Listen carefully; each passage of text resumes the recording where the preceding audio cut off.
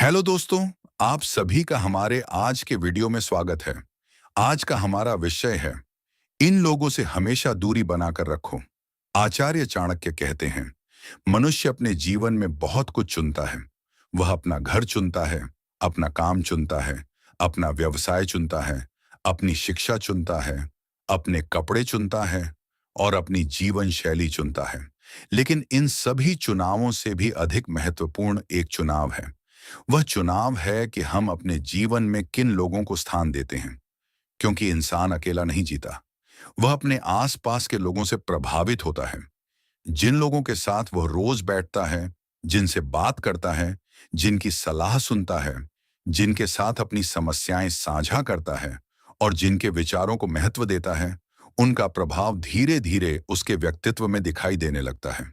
एक अच्छे व्यक्ति की संगति मनुष्य को ऊंचा उठा सकती है। एक समझदार मित्र आपको गलत निर्णय से बचा सकता है। एक ईमानदार व्यक्ति आपको ईमानदारी का महत्व समझा सकता है। एक मेहनती व्यक्ति आपकी मेहनत बढ़ा सकता है।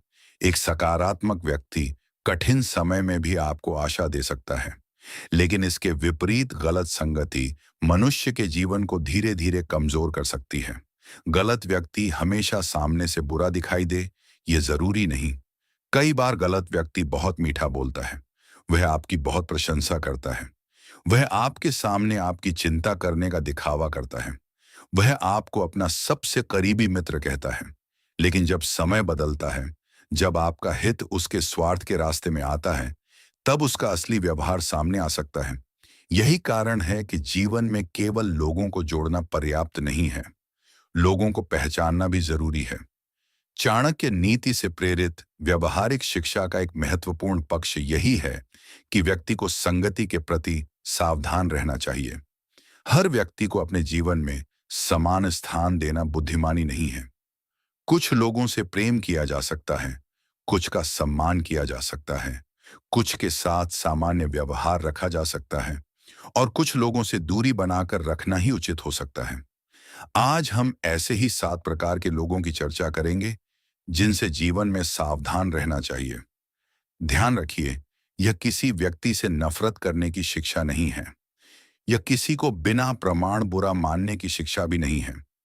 इसका उद्देश्य केवल यह समझना है कि व्यक्ति को उसके व्यवहार के आधार पर कैसे परखा जाए और अपनी मानसिक शांति, आत्मसम्मान, समय और भविष्य की रक्षा कैसे की जाए। हर व्यक्ति को अपना समझना क्यों गलत हो सकता है। मनुष्य स्वभाव से सामाजिक प्राणी है।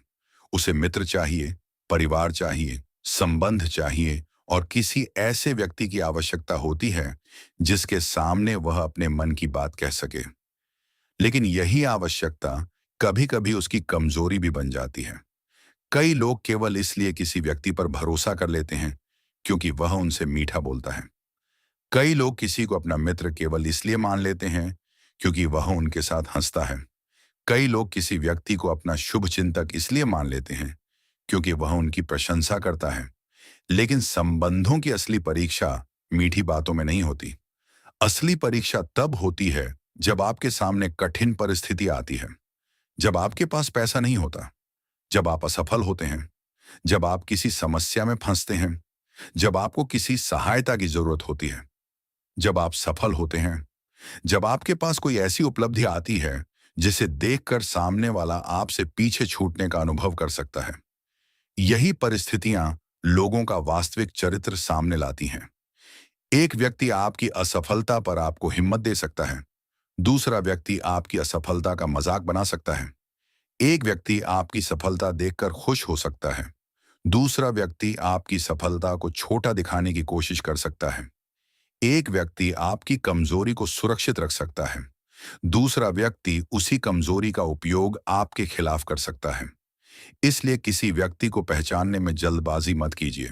समय दीजिए, व्यवहार देखिए और फिर निर्णय लीजिए। पहला व्यक्ति, जो लगातार झूठ बोलता है। 7 प्रकार के लोगों में सबसे पहले उस व्यक्ति को समझना आवश्यक है जिसकी आदत ही झूठ बोलना बन चुकी है। हर इंसान से कभी न कभी गलती हो सकती है। किसी परिस्थिति में कोई बात छिपाई जा सकती है। किसी डर की वजह से कोई व्यक्ति सच बोलने से बच सकता है। इसलिए एक छोटी गलती के आधार पर किसी को हमेशा के लिए झूठा घोषित करना उचित नहीं। लेकिन अगर झूठ बोलना किसी व्यक्ति के स्वभाव का हिस्सा बन जाए, तो उससे सावधान रहना आवश्यक है। झूठ केवल एक शब्द नहीं होता। झूठ विश्वास को कमजोर करता है। मान लीजिए आपने किसी व्यक्ति से कोई महत्वपूर्ण बात पूछी और उसने आपको गलत जानकारी दी। बाद में आपको सच्चाई पता चली। आपने उसे माफ कर दिया। फिर कुछ समय बाद उसने किसी दूसरी बात में झूठ बोला। आपने फिर सोचा कि शायद परिस्थिति रही होगी। फिर तीसरी बार भी वही हुआ। अब आपको यह देखना चाहिए कि समस्या किसी एक घटना में नहीं, बल्कि व्यवहार के पैटर्न में है। जिस व्यक्ति के शब्द और कर्म बार बार अलग दिखाई देते हैं, उस व्यक्ति पर महत्वपूर्ण मामलों में आंख बंद करके भरोसा करना उचित नहीं। झूठ बोलने वाला व्यक्ति खतरनाक क्यों हो सकता है? क्योंकि आप उसके शब्दों के आधार पर निर्णय लेते हैं।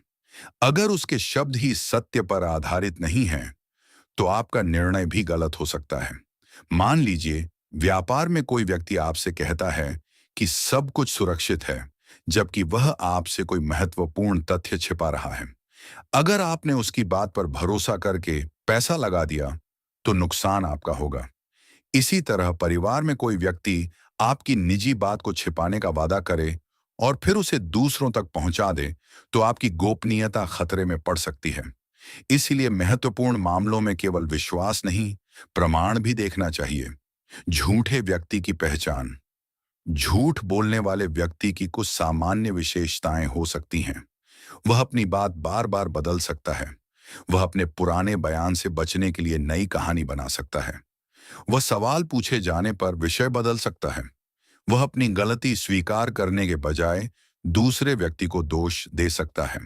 वह बहुत ज्यादा सफाई दे सकता है। कई बार वह छोटी छोटी बातों में भी अनावश्यक झूठ बोलता है। ऐसे व्यक्ति के साथ व्यवहार करते समय सबसे महत्वपूर्ण बात है अपनी महत्वपूर्ण जानकारी और निर्णयों को केवल उसके कथन पर निर्भर न करना। अगर जरूरी हो तो बात लिखित में रखें। अगर आर्थिक मामला है तो प्रमाण रखें। अगर कोई महत्वपूर्ण वादा है तो स्पष्ट शर्तें रखें। यह अविश्वास नहीं है, यह सावधानी है। दूसरा व्यक्ति जो आपकी कमजोरी का फायदा उठाता है। हर व्यक्ति की कमजोरी होती है। कोई आर्थिक रूप से कमजोर हो सकता है, कोई भावनात्मक रूप से, कोई परिवार के मामले में, कोई अपने आत्मविश्वास में, कोई अकेलेपन से परेशान हो सकता है, कोई असफलता से डर सकता है, कोई लोगों को नाराज करने से डरता है, कोई इतना भावुक होता है कि सामने वाला कुछ भी कहे तो वह तुरंत विश्वास कर लेता है। समझदार व्यक्ति आपकी कमजोरी देखकर आपको मजबूत बनने में मदद करेगा, लेकिन स्वार्थी व्यक्ति आपकी कमजोरी देखकर उसका फायदा उठा सकता है। यही अंतर पहचानना जरूरी है। अपनी कमजोरी किसे बतानी चाहिए? हर व्यक्ति को नहीं। आपको यह अधिकार है कि आप तय करें कि आपकी कौन सी बात कौन जानेगा।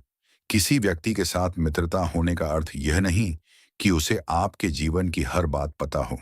किसी व्यक्ति के साथ काम करने का अर्थ यह नहीं कि उसे आपके परिवार की हर समस्या पता हो। किसी रिश्तेदार का अर्थ यह नहीं कि उसे आपकी आर्थिक स्थिति की पूरी जानकारी हो। गोपनीयता एक सीमा है और सीमा बनाना गलत नहीं। जो आपकी कमजोरी का उपयोग करे। अगर आपने किसी व्यक्ति को बताया कि आपको किसी बात का डर है और वह व्यक्ति उसी डर से आपको नियंत्रित करने लगे, तो सावधान रहिए। अगर आपने अपनी आर्थिक समस्या बताई और वह व्यक्ति बाद में आपको उसी आधार पर दबाव में लाने लगे, तो सावधान रहिए। अगर आपने अपनी निजी समस्या बताई और वह उसे दूसरों के सामने चर्चा का विषय बना दे, तो सावधान रहिए। अगर आपने कोई सपना बताया और वह हर बार उसका मजाक उड़ाए, तो सावधान रहिए। ऐसे व्यक्ति को अपनी निजी दुनिया में बहुत गहराई तक प्रवेश देने की आवश्यकता नहीं। आप उसके साथ सामान्य व्यवहार कर सकते हैं, लेकिन अपनी सीमाएं मजबूत रख सकते हैं। तीसरा व्यक्ति जो केवल स्वार्थ के समय आपके पास आता है। दुनिया में ऐसे लोग भी होते हैं जिनके लिए संबंध का अर्थ केवल लाभ होता है। जब उन्हें आपकी जरूरत होती है, तब वे आपको बहुत महत्व देते हैं। जब उनका काम निकल जाता है, तो आपका महत्व कम हो जाता है। वे आपको फोन करेंगे जब पैसे चाहिए, जब कोई काम करवाना हो, जब कोई सिफारिश चाहिए, जब कोई समस्या हो, जब उन्हें किसी व्यक्ति से मिलना हो, लेकिन जब आपको उनकी आवश्यकता हो तो वे गायब हो सकते हैं। ऐसे व्यक्ति की पहचान करना आवश्यक है। क्या हर जरूरत के समय मदद मांगना स्वार्थ है? नहीं। सच्चे संबंधों में लोग एक दूसरे की मदद करते हैं। समस्या तब है जब संबंध हमेशा एक तरफा हो। अगर कोई व्यक्ति लगातार आपकी मदद लेता है लेकिन कभी आपकी परिस्थिति समझने की कोशिश नहीं करता, तो संबंध की प्रकृति पर विचार करना चाहिए। आप उसकी सहायता कर सकते हैं, लेकिन उसके व्यवहार को समझिए। किसी की मदद करना और किसी के द्वारा इस्तेमाल होना दोनों अलग चीजें हैं। इस्तेमाल होने से कैसे बचें? हर मदद के लिए तुरंत हाँ मत कहिए। पहले सोचिए कि आप वास्तव में सहायता कर सकते हैं या नहीं। अगर आप नहीं कर सकते तो नहीं कहना सीखिए।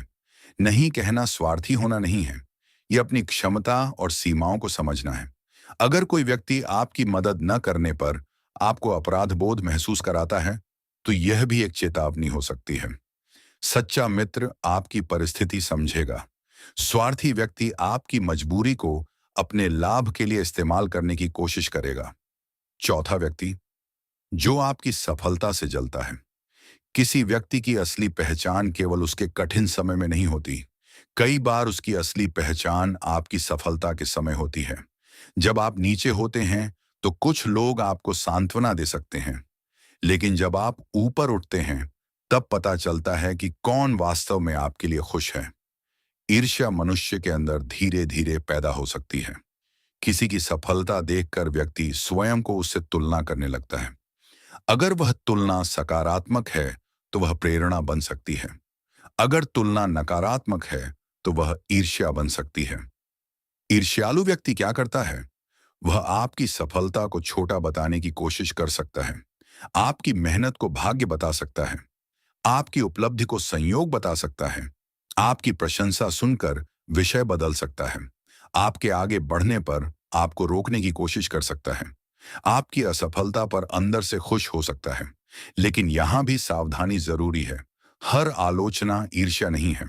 अगर कोई आपकी सफलता के साथ आपकी गलती भी बताता है, तो जरूरी नहीं कि वह आपसे जलता हो।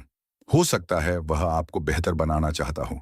इसलिए व्यक्ति की एक घटना नहीं, उसका लगातार व्यवहार देखिए। ऐसे ही हमारे और भी वीडियो देखने के लिए हमारे YouTube चैनल को सब्सक्राइब करें। धन्यवाद।